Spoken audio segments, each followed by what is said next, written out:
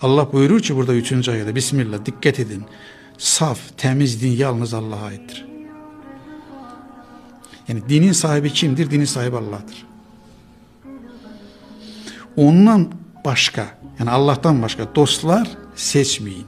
Vasitəçilər seçmeyin. Vəlilər seçmeyin. Araçı seçmeyin. Vasitəçilər seçmeyin. Filan kəs hörmətlidir. Onunla Allah'la özüm arasına onu koyacağım ve o mənim əvəzimə Allah'tan bağışlanma istəyəcək. Məni xilas edəcək deyir.